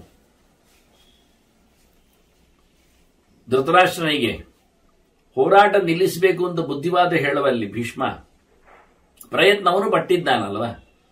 ಆಗ ಒಂದು ಮಾತು ಹೇಳುತ್ತಾನೆ, ನಾಳೆ ಒಂದು ಘನಘೋರವಾದ ಹೋರಾಟ ನಡೆದ್ರೆ, ನೀನು ಸಂಧಾನಕ್ಕೆ ಒಪ್ಪದಿದ್ರೆ, ಪಾಂಡವರು ಕೌರವರನ್ನು ಮುಗಿಸಿದ್ರೆ ಹೋರಾಟದಲ್ಲಿ ನಾವೆಲ್ಲ ನಿನ್ನ ಪರವಾಗಿ ಕೂತರು ಕೈಚೆಯಲ್ಲಿ ಸತ್ತೋದ್ರೆ ಇಲ್ಲ ಅಂತ ಆದ್ರೆ ನಿನ್ ಪರಿಸ್ಥಿತಿ ಏನು ಅಂತ ಕೇಳುತ್ತಾನೆ ಧೃತರಾಷ್ಟ್ರನ ಹತ್ರ. ನೀನೀಗ ಶತ್ರುವಶ, ನಿನ್ನದಿಲ್ಲ. ಅವರಾಗಿ ಕೇಳಿದಾಗ ಅವರಿಗೆ ಅರ್ಧವಾಸಿ ಕೊಡ್ಲಿಲ್ಲ. ಹೋರಾಟದ ಅಂಗಳದಲ್ಲಿ ಅವರೆಲ್ಲವನ್ನು ಕಬಳಿಸ್ತಾರೆ. ನೀವು ಮಾಡೋಲಿಕ್ಕೆ ಹೊರಟಾಗಿ ನೀವೇನ್ ಮಾಡ್ತೀರಿ? ಈಗ ಹೋರಾಟ ನಡೆಸಿದ್ರೆ ಪಾಂಡವರನ್ನು ಮುಗಿಸಿ ಪೂರ ನನ್ನದು ಅಂತ ಹೇಳ್ತೀರಲ್ವಾ? ಅದೇ ಅವರಿಗೂ ಅರ್ಥ ಅಲ್ವಾ? ಅವ್ರೇನ್ ಮಾಡ್ತಾರೆ? ಈಗ ಗೌರವರದ್ದು ಯಾವುದಿಲ್ಲ ಅಂತ ಉಳಿಸಿ ಎಲ್ಲವೂ ತಮ್ಮದು ಮಾಡಿಕೊಳ್ತಾರೆ. ನೀನ್ ಯಾರು? ನೀನೇನ್ ಮಾಡ್ಬೇಕು? ನೀನು ರಾಜ ಅಲ್ಲ. ಆಗ ವಿರೋಧಿ ಮಾಡದ ವ್ಯಕ್ತಿ ಆದ್ರಿಂದ, ವಿರೋಧಿಗಳ ಅಪ್ಪ ಆದ್ರಿಂದ ನಿನ್ನನ್ನು ಅವರು ಬಿಡುತ್ತಾರೆ, ಬಡಿಯುವುದಿಲ್ಲ ಎನ್ನುವುದು ಸತ್ಯ.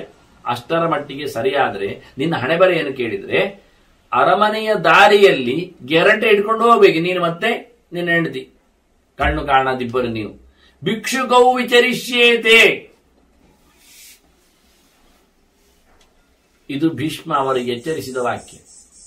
ಈ ಎಚ್ಚರಿಕೆಯ ವಾಕ್ಯದಲ್ಲಿ ಒಂದು ಧರ್ಮ ಇದೆ. ಏನು ಗೊತ್ತೋ?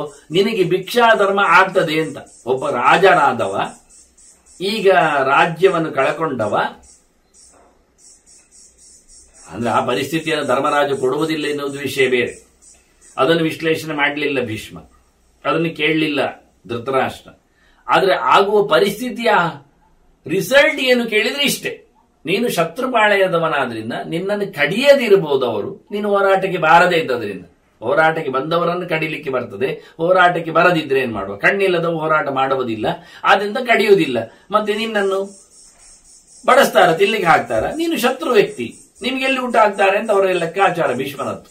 ಅದನ್ನ ತಿನ್ಲಿಕ್ಕೆ ನಿನಗಿಲ್ಲದಿದ್ದಾಗ ಬೀದಿ ಬದಿಯಲ್ಲಿ ನೀನು ಹೋಗ್ಬೇಕಾದ್ರೆ ಅರಮನೆಯಿಂದ ಹೊರಗೆ ಹಾಕ್ತಾರೆ ಧರ್ಮರಾಜ ನಿನ್ನನ್ನು ಅಂದಾಗ ನೀನು ಈ ಊರಿನಲ್ಲಿ ಬೇಡ್ಲಿಕ್ಕೆ ನಿಲ್ತೀಯ. ಗಡಿಪಾರು ಮಾಡಿಸ್ಲಿಕ್ಕೆ ಬರ್ತದೆ ಧರ್ಮರಾಜನಿಗೆ, ಅದು ಒಂದುಂಟು. ಆದ್ರೂ ಗಡಿಪಾರಾದ್ರೂ ಮಾಡ್ಬೇಕೇನೋ ಮತ್ತೆ ಅಲ್ಲಿ ಹೋಗಿ ಭಿಕ್ಷೆ ಬೇಡ್ಬೇಕು ಮತ್ತೆ ಅಲ್ವ? ಸಾಮಾನ್ಯವಾದ ಮುತ್ಸುದ್ದಿ ರಾಜಕೀಯದಲ್ಲಿದ್ದವರು ಗಡಿಪಾರೆಲ್ಲ ಮಾಡುವುದಿಲ್ಲ. ಯಾಕೆಂದ್ರೆ ಅವನು ಗಡಿಪಾರ ಆದ ನಂತರ ಅಂದ್ರೆ ಬೇರೆ ರಾಜ್ಯಕ್ಕೆ ಬೇರೆ ದೇಶಕ್ಕೆ ಹೋದ್ರೆ ಅಲ್ಲಿ ಜನರನ್ನು ಒಟ್ಟು ಮಾಡಿ ಇವನ ಮೇಲೆ ಪಿತೂರಿ ನಡೆಸಿದ್ರೆ ಅದಕ್ಕೋಸ್ಕರ ಏನ್ ಮಾಡ್ತಾರೆ? ಇಲ್ಲೇ ಇಟ್ಟಿಸ್ತಾರೆ. ಕೆಲವರು ಬಂದಿಯಲ್ಲಿ ಹಾಕ್ತಾರೆ. ಆದ್ರೆ ಧೃತರಾಷ್ಟ್ರನ ಕಣ್ಣಿಲ್ಲದವನ ಬಂದಿ ಕಾನೆ ಸರಿ ಇಲ್ಲ ಹೇಳಿಕೊಂಡು ಇವರು ಹೇಳುವಾಗ ಭೀಷ್ಮ ತುಂಬಾ ಲೆಕ್ಕಾಚಾರ ಮಾಡಿದ ಏನ್ ಆಗ್ಬಹುದು ನಾಳೆ ಧೃತರಾಷ್ಟ್ರ ದಾರಿಯರು ಅಂತ. ಹೋರಾಟ ನಡೆದರೆ ಪಾಂಡವರು ಗೆದ್ರೆ ಗೆಲ್ಲುವುದು ಗ್ಯಾರಂಟಿ ಗೊತ್ತು ಅವನಿಗೆ. ತಾವೆಲ್ಲ ಇಲ್ಲ ಆದ್ರೆ ತಾವೆಲ್ಲ ಇಲ್ಲ ಆಗ್ತಾರೆ ಅನ್ನೋದು ಗ್ಯಾರಂಟಿ ಗೊತ್ತು. ಧೃತರಾಷ್ಟ್ರ ಉಳಿದರೆ ಉಳಿತಾನೆ ಅನ್ನೋದು ಗ್ಯಾರಂಟಿ ಗೊತ್ತು. ಇಷ್ಟು ಗ್ಯಾರಂಟಿ ಆಯ್ತು. ಆ ನಂತರದ ಸುದ್ದಿ ಏನು? ಪಾಂಡವರಿಂದ ತಿರಸ್ಕೃತನಾದವ ದುರ್ಯೋಧನನಪ್ಪ ಅಮ್ಮ ಬೀದಿ ಬದಿಯಲ್ಲಿ ಭಿಕ್ಷೆ ಬೇಡುತ್ತಾರೆ ಅಂತ ಹೇಳಿಬಿಟ್ಟ. ಅಂದ್ರೆ ಅವನಿಗೆ ಬಹಳ ಭಯಾನಕವಾದ ಪರಿಸ್ಥಿತಿಯನ್ನು ಕರುಣಿಗೆ ತಂದು ನೀನಿನ್ನಾದ್ರೂ ಸಂಧಾನಗೊಪ್ಪು ಅಂತ ಹೇಳಲಿಕ್ಕೆ ವಿಷಯ. ಆದ್ರೆ ಧರ್ಮರಾಜ ಎಷ್ಟು ಉದಾರಿ ಅಂದ್ರೆ ಸತ್ತ ಬಳಿಕ ಹೋರಾಟದ ನಂತರದಲ್ಲಿ ಸೀದ ಹೋಗಿ ಧೃತರಾಷ್ಟ್ರನಿಗೆ ಗಾಂಧಾರಿಗೆ ನಮಿಸಿ ದೊಡ್ಡಪ್ಪ ದೊಡ್ಡಮ್ಮ ಅಂತ ಹೇಳಿ ಬಹಳ ಬೇಸರ ಪಟ್ಟು ತಪ್ಪನ್ನು ಮಾಡಿದಾಗೆ ಉಳಿಸಿಕೊಳ್ಳುವ ಪ್ರಯತ್ನ ಆಗಲಿಲ್ಲ ಅಂತ ಹೇಳಿಕೊಳ್ಳುವಾಗೆ ಅನಿವಾರ್ಯ ಅಂತ ತಿಳಿಸಿ ಅವರನ್ನೇ ದೊಡ್ಡ ರಾಜನನ್ನಾಗಿಸಿ ಮರ್ಯಾದೆಯಲ್ಲಿ ಕೊನೆಗೆ ಕೊನೆಗೆ ಕೊನೆಗೆ ಧೃತರಾಷ್ಟ್ರನ ಗಾಂಧಾರಿಯರ ಈ ರಾಜತನಕ್ಕೆ ಬೇಸತ್ತು ಉಳಿದವರೆಲ್ಲ ಹೇಳಿಕೊಂಡು ಕೊನೆಗೆ ಅವನಿಗೆ ವೈರಾಗ್ಯವನ್ನು ಮೂಡಿಸಲಿಕ್ಕೆ ಕೊನೆಗೆ ಬೈದು ಅವನನ್ನು ಓಡಿಸಿತ್ತು. ಇಲ್ಲಾದ್ರೆ ಪಾಂಡವರು ಸ್ವರ್ಗಾರೋಹಣಕ್ಕೆ ಹೋದ್ರು ಧೃತರಾಷ್ಟ್ರ ಹೋಗ್ತಿರಲಿಲ್ಲ. ಭೀಮ ಒಂದೊಮ್ಮೆ ಅವನನ್ನು ಒಳ್ಳೆದು ಮಾಡಬೇಕು ಅಂತ ಕಾಳಜಿಯಿಂದ ಬೈದು ಬೈದು ಅವನಲ್ಲಿ ವೈರಾಗ್ಯ ಸೃಷ್ಟಿ ಮಾಡದೇ ಇದ್ರೆ ಕೃಷ್ಣ ಹೋದ ಬಳಿಕ ನೋಡಿ ಎಷ್ಟು ಕರಾರುವಾಕ್ಕಾದ ಚಿಂತನೆ ಕೇಳಿದ್ರೆ, ಕೃಷ್ಣ ತೆರಳಿದ, ಅರ್ಜುನ ಅಲ್ಲಿಂದ ಹೊರಟ, ಅವನಿಗೆ ಕಾಡಾಡಿಗಳು ದಸ್ಯುಗಳೆಲ್ಲ ಬಡದಾಡಿ ಎಳೆದೊಯ್ದರು ಕೃಷ್ಣನ ಕೆಲವು ಹುಡುಗಿಯರನ್ನು ಇಟ್ಟುಕೊಳ್ಳುವ. ಅವನಿಂದ ಆಗಲಿಲ್ಲ.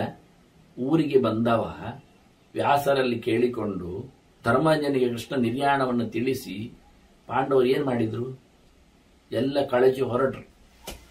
ಒಂದು ಕೆಲಸ, ಒಂದು ಪ್ರಶ್ನೆ ಬರುತ್ತೆ. ಅರ್ಜುನನನ್ನು ಹಿಮ್ಮೆಟ್ಟಿಸಿ ಕೃಷ್ಣನ ಸೊತ್ತುಗಳನ್ನು ಅಪಹರಿಸಿದ ಆ ಗುಡ್ಡಕಾಡಿನ ಜನರನ್ನು ಮಟ್ಟ ಹಾಕಬೇಕೋ ಬೇಡವೋ? ವಾಪಸ್ ತರಿಸಬೇಕೋ ಬೇಡವೋ ಕೃಷ್ಣ ಸಂಪತ್ತನ್ನು? ಏನಾದ್ರೂ ಮಹಿಳೆಯರಿಗೊಂದು ಸಾಂತ್ವನವೋ ಸಮಾಧಾನವೋ ಒಂದು ನ್ಯಾಯವೋ ಒದಗಿಸಿಕೊಡ್ಬೇಕೋ ಬೇಡವೋ? ಏನ್ ತೀರ್ಮಾನ ಮಾಡಿದ್ದಾರೆ ಪಾಂಡವರು? ಕೃಷ್ಣ ತೆರಳಿದ ಬಳಿಕದ ಭೂಭಾರ ಹರಣದ ದುಷ್ಟರ ನಿಗ್ರಹದ, ಶತ್ರುಗಳ ನಾಶದ ಕೆಲಸದಲ್ಲಿ ತಮ್ಮ ಪಾಲು ಇಲ್ಲ. ಒಂದು ಹೆಜ್ಜೆಯಲ್ಲಿ ಒಂದು ತಲೆಯನ್ನು ತಾವು ಕಡಿಯುವುದಿಲ್ಲ. ಇದು ನಮಗೆ ಸಂಬಂಧಪಟ್ಟದ್ದಲ್ಲ. ಕೃಷ್ಣ ಇರುವಾಗ ನಮ್ಮ ಸೇವೆ ಕ್ಷಣದಲ್ಲಿ ಹೊರಟು. ಮಾಡಬೇಕಾದ ದೊಡ್ಡ ಕೆಲಸ ಇತ್ತು, ಅದನ್ನು ಪರೀಕ್ಷಿತನಿಗೆ ಒಪ್ಪಿಸಿ ಹೋದರು.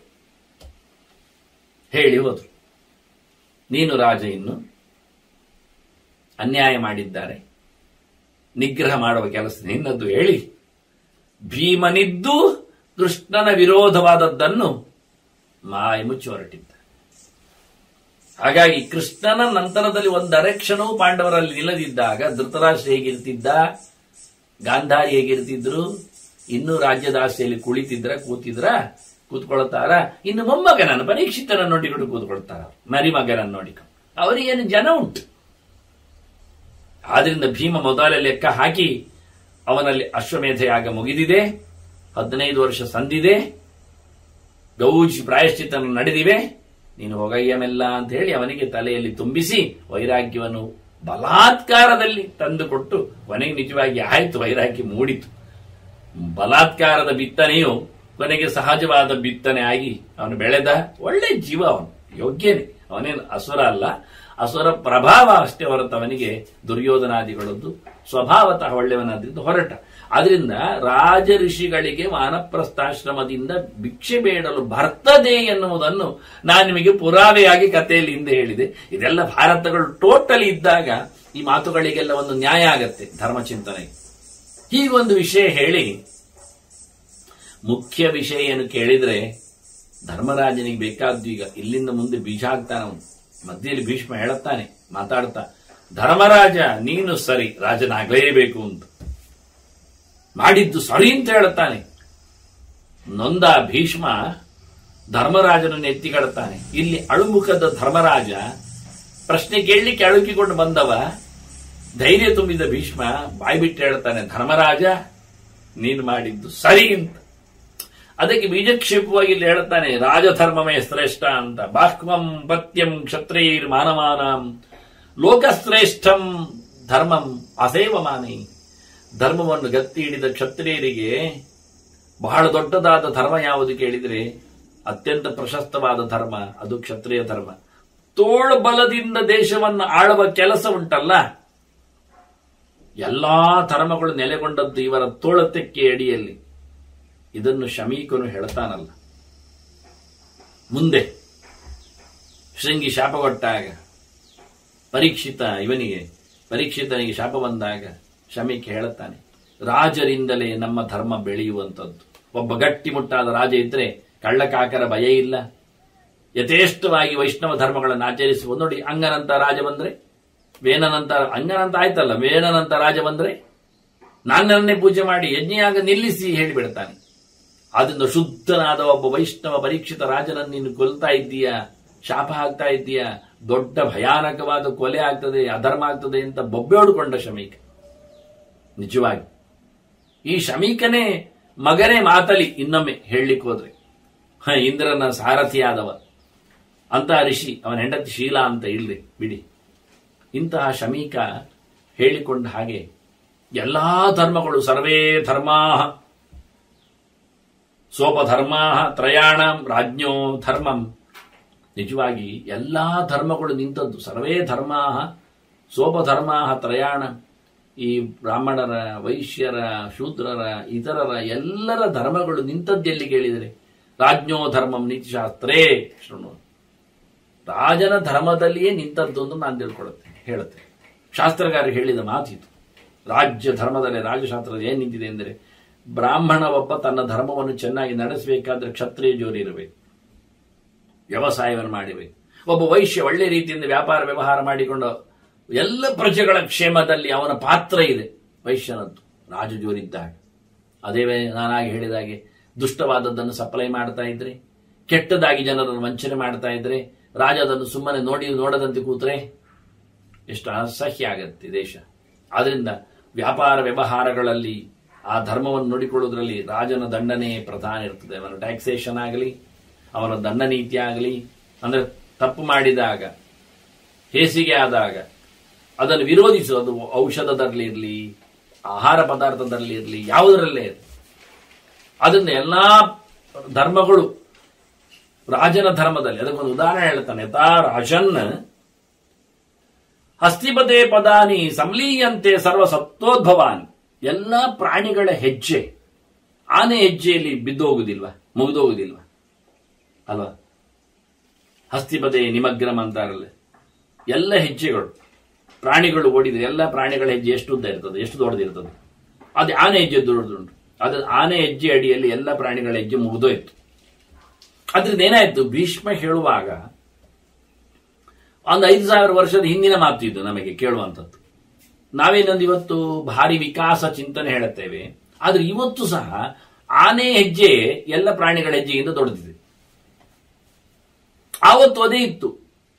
ಅವನು ಹೇಳುವಾಗ ಒಂದು 800 ವರ್ಷದ ಹಳೆಯ ಚಿಂತನೆಗಳ ಜೊತೆಯಲ್ಲಿದ್ದಾನವ ಭೀಷ್ಮ. ಆವತ್ತಿನ ಇವತ್ತಿನವ ಅಲ್ಲವ.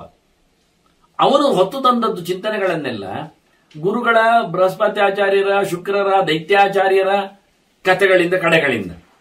ಅಂದ್ರೆ ಇದು ಏನ್ಷಿಯಂಟ್ ಆಯ್ತು. ಭೀಷ್ಮನ ಚಿಂತನೆ ಎನ್ನುವುದು ಅವನದ್ದು ಸ್ವಂತ ಅಲ್ಲ, ದೇವತೆಗಳ, ಅಸುರರ ಪಾಳೆಯದಲ್ಲಿ ಇದೆ. ಅಂದ್ರೆ ಆನೆಯ ಗಾತ್ರ ಮತ್ತೆ ಆನೆಯ ಹೆಜ್ಜೆ ಅದಕ್ಕಿಂತ ದೊಡ್ಡದಾದ ಪ್ರಾಣಿಗಳ ಹೆಜ್ಜೆ ಇಲ್ಲ ಅಂತ ಅರ್ಥ ಆಯ್ತು. ಇವತ್ತು ನಾವು ಖಡ್ಗ ಮೃಗವನ್ನು ಅದರ ಹತ್ತಿರದಲ್ಲಿ ನೋಡಬಹುದು. ಇನ್ನು ಅದರ ಹತ್ತಿರದಲ್ಲಿ ನೋಡುವುದಾದ್ರೆ ಉಡಗಳನ್ನು ನೋಡಬಹುದು. ಅದು ಬಿಟ್ಟರೆ ದೊಡ್ಡ ಹೆಜ್ಜೆಗಳು ಯಾವುದೂ ಇಲ್ಲ. ಇನ್ನು ಯಾರನ್ನಾದ್ರೂ ಯಾವಂತಾದ್ರೂ ನಾವು ಡೈನೋಸರಸ್ ಅಂತ ಹೇಳುತ್ತಾ ಪಳವಳಿಕೆಗಳಲ್ಲಿ ಮಾತಾಡ್ತಾ ಹೋಗ್ಲಿಕ್ಕೆ ಹೋದ್ರೆ ಆಗಿನ ಕಾಲದಲ್ಲಿ ಆನೆಗಳು ಅದಕ್ಕಿಂತ ಮಿಗಿಲಿದ್ದವು ಅಂತ ಅರ್ಥ. ಇದನ್ನು ಮಾತಾಡಿಸಿದವರು. ಪ್ರಾಣಿ ಮಾತ್ರದಲ್ಲಿ ಬಹಳ ದೊಡ್ಡದಾದ ಹೆಜ್ಜೆ ಆನೆದ್ದೇ. ನೀವು ಈಗ ಆನೆಯನ್ನು ನೋಡುವಾಗ 10-15 ಅಡಿ ಎತ್ತರ ಇದ್ರೆ, ಆಗಿನ ಕಾಲದ ಡೈನೋಸಾರಸ್ಗಳೆಲ್ಲ 30, 60, 70 ಅಡಿಗಳ ಪಳವಳಿಕೆ ಹೇಳಿದ್ರೆ ಆಗಿನ ಕಾಲದ ಆನೆಗಳು 100 ಅಡಿಗಳಿದ್ದುವಾಗ. ಅದು ಲೆಕ್ಕ ಹಾಕಿ ಈಗ ಉಳಿದುಕೊಂಡಿದೆ ಅಂತಷ್ಟೇ. ಆದ್ರಿಂದ ಶಲಭಗಳಾಗ್ಲಿ, ನಮ್ಗೆ ಗೊತ್ತಿಲ್ಲದೆ ಇರುವಂತದ್ದು ಡೈನೋಸಾರಸ್ ಆಗಲಿ, ಇದು ಯಾವುದು ಇವತ್ತಿಲ್ಲದ ಪ್ರಾಣಿಗಳಿದ್ದರು ಅಥವಾ ಜಲಜಲ ಪ್ರಾಣಿಗಳ ಬಗ್ಗೆ ಮಾತಾಡಿದ್ದರು, ಆನೆಯ ಗಾತ್ರದ ಹೆಜ್ಜೆಯನ್ನು ಪಡೆಯುವ ಪ್ರಾಣಿಗಳು ಇಲ್ಲ ಅಂತ ಹೇಳಿಕೊಳ್ಳುವಾಗಿ ನಾನು ಹೇಳಿದೆ. ಎಲ್ಲ ಸೈನ್ಸ್ಗಳು, ಜೀವಶಾಸ್ತ್ರಗಳ ಬಗ್ಗೆಯೂ ಸಹ ಭಾರತ ಚಿಂತನೆ ಮಾಡ್ತದೆ ಎನ್ನುವುದಕ್ಕೆ ಉದಾಹರಣೆಗಳಲ್ಲಿ ನೋಡ್ಲಿಕ್ಕೆ ಆಗ್ತದೆ. ಹಾಗೆಯೇ ಏವನ್ ಧರ್ಮಾನ್ ರಾಜಧರ್ಮೇಶು ಸರ್ವಾನ್ ಸರ್ವಾವಸ್ಥಾನ್ ಸಂಪ್ರಲೀಲಾನ್ ನಿಬೋಧ ಅಂತ. ಇದರಲ್ಲಿ ಎಲ್ಲಾ ಧರ್ಮಗಳು ರಾಜಧರ್ಮದಲ್ಲಿ ಸೇರಿಕೊಂಡಿದೆ. ಎಲ್ಲಾ ಧರ್ಮಗಳು ರಾಜಧರ್ಮದಲ್ಲಿ ನೆಲೆಗೊಂಡಿದೆ. ಆದ್ರಿಂದ ಇರುವುದು, ಮುಳುಗುವುದು ಎಲ್ಲ ಇದ್ರು ರಾಜಧರ್ಮದಲ್ಲಿ. ರಾಜಧರ್ಮ ಗಟ್ಟಿತ್ತೋ ಎಲ್ಲ ಧರ್ಮಗಳು ಶಯನ ಆಗ್ತವೆ. ರಾಜಧರ್ಮ ಸಡಿಲಾಯ್ತೋ ಎಲ್ಲ ಧರ್ಮಗಳು ಜಾಳ ಆಗ್ತವೆ. ಅಂದ್ರೆ ರಾಜಧರ್ಮದಲ್ಲಿ, ಕ್ಷತ್ರ ಧರ್ಮದಲ್ಲಿ ಎಲ್ಲ ಧರ್ಮಗಳಿಗೆ ಬೆಲೆ ವ್ಯವಸ್ಥೆ. ರಾಜನೇ ಬೊಕ್ಕಸದಿಂದ ಎಲ್ಲ ಧರ್ಮಗಳಿಗೆ ದುಡ್ಡು ಕೊಡ್ತಾನೆ, ಯಜ್ಞಗಳು ನಡೀತಾವೆ, ವ್ಯಾಪಾರಕ್ಕೆ ಇನ್ವೆಸ್ಟ್ ಮಾಡುತ್ತಾನೆ, ವ್ಯಾಪಾರ ಒಳ್ಳೆಯದಾಗ್ತದೆ, ಎಲ್ಲರಿಗೂ ಕೆಲಸ ಕೊಡುತ್ತಾನೆ, ಉದ್ಯಮಗಳ ಸೃಷ್ಟಿ ಆಗ್ತಾವೆ. ಕೆಲಸ ಇಲ್ಲದವರು ಸೋಮಾರಿಗಳೇ ಲೋಕದಲ್ಲಿ ಇಲ್ಲ ಆಗ್ತಾರೆ. ಎಲ್ಲ ರಾಜ ಮಾಡಬೇಕಾಗ್ತು. ಇದನ್ನೆಲ್ಲ ಉದ್ಯಮಗಳ ಸೃಷ್ಟಿ ಅಂದ್ರೆ ಒಂದು ದೃಷ್ಟಿಯಿಂದ ಔದ್ಯಮಿಕವಾದಂತ ಕೆಲಸಗಳು, ಕಾರ್ಖಾನೆಗಳಾಗಲಿ ಯಾವುದೇ ಆಗಲಿ. ಮತ್ತೆಲ್ಲ ಧರ್ಮಗಳಲ್ಲಿ ಕಮ್ಮಿ ಇರುವುದು. ಅಲ್ಪಾಶ್ರಯಾನ್ ಅಲ್ಪಬಲಾನ್ ವದಂತಿ ಧರ್ಮಾನ್ ಅನ್ಯಾನ್ ಧರ್ಮವಿದೋ ಮನುಷ್ಯ. ಉಳಿದ ಧರ್ಮಗಳಲ್ಲಿ ಅವಕಾಶಗಳು ಕಡಿಮೆ, ಬೆಲೆ ಕಡಿಮೆ, ಫಲ ಕಡಿಮೆ. ರಾಜ ನೋಡು ಲಕ್ಷಗಟ್ಟಲೆ ಜನರನ್ನು ನೋಡಿಕೊಳ್ಳುವ ಮೂಲಕ ಅವರು ಮಾಡಿದ ಕರ್ಮಗಳಿಗೆಲ್ಲ ಪ್ರತಿಯೊಬ್ಬರು ಮಾಡಿದ ಧರ್ಮಕರ್ಮದ 6ನೇ 1 ಅಂಶ ಪುಣ್ಯ ಅವನಿಗೆ. ಅದನ್ನು ಅವರು ಪುಣ್ಯ ಮಾಡುವಂತೆ ವ್ಯವಸ್ಥೆ ಮಾಡಬೇಕಿವ, ಪಾಪ ಆಗದಂತೆ. ಇದು ದೊಡ್ಡದಲ್ವ? ಉಳಿದ ಧರ್ಮದಲ್ಲಿ ಎಲ್ಲಿ ಉಂಟು ಇದು? ಇತರ ಯಾರಲ್ಲಿ ಇಂಥ ಫಲ ಇಲ್ಲ ಹೇಳ್ತಾರೆ. ಅದರಿಂದ ಮಹಾಶ್ರಮಂ ಬಹು ಕಲ್ಯಾಣ ರೂಪಂ ಕ್ಷಾತ್ರಂ ಧರ್ಮಂ ನೇತರಂ ಪ್ರಾಹುರಾರ್ಯ. ಆದ್ರಿಂದ ಯಾವುದೇ ಧರ್ಮಗಳನ್ನು ಮಹಾಧರ್ಮ, ಮಹಾಶ್ರಮ, ಮಹಾ ಪುಣ್ಯಕರ, ಬಹಳ ಒಳ್ಳೆಯದು, ಶ್ರೇಯಸ್ಸು ಅಂತ ಹೇಳುವುದೇ ಇಲ್ಲ. ರಾಜಧರ್ಮವನ್ನೇ ಅಷ್ಟು ಜೋರಾಗಿ ಹೇಳ್ತಾರೆ. ಆದ್ರಿಂದ ಎಲ್ಲಾ ಧರ್ಮಗಳಿಗಿಂತಲೂ ಮಿಗಿಲಾದದ್ದು ರಾಜಧರ್ಮ. ಅದರ ಬಗ್ಗೆ ಅನೇಕ ಪ್ರೈಸಿಂಗ್ ವರ್ಸಸ್ಗಳಿವೆ. ಹೇಗೆ ಎನ್ನುವುದರ ಬಗ್ಗೆ ಅದನ್ನು ಮುಂದೆ ನಾವು ಶ್ರೇಷ್ಠವಾದದ್ದು ರಾಜಧರ್ಮ ಅನ್ನುವುದರ ಬಗ್ಗೆ ಅವರು ಕೊಡತಕ್ಕಂಥ ಕೊನೆ ಕೆಲವು ಮಾತುಗಳ ಚಿಂತನೆಯನ್ನು ಮತ್ತೆ ಮಾಡುವ. ವಂದನೆಗಳು. ಶ್ರೀಕೃಷ್ಣಾರ್ಪಣ. ನಾರಾಯಣ ನಾರಾಯಣ ನಾರಾಯಣ.